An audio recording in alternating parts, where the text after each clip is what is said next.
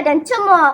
Objektif utama program ini adalah untuk mengembangkan idea, projek dan inovasi yang kreatif serta berkongsi idea.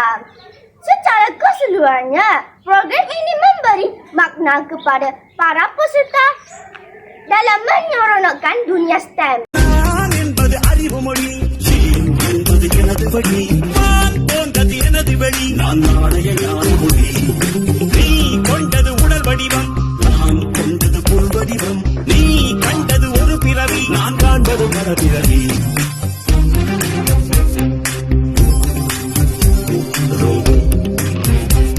அன்பில் கற்றார் என் தந்தை மொழி தமிழ் அல்லவா பல கண்டம் கற்றார் என் கத்தாவிற்கு அடிமை அல்லவா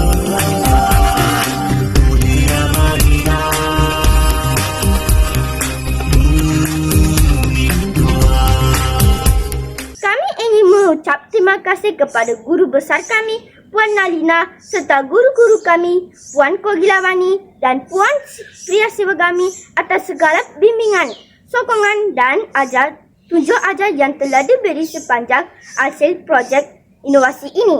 Syabas dan tahniah diucapkan kepada para peserta yang memberi komitmen sepanjang pertandingan ini. Saya Sarisha Elena melapor untuk TV PSS STKT Ladang Cemooh.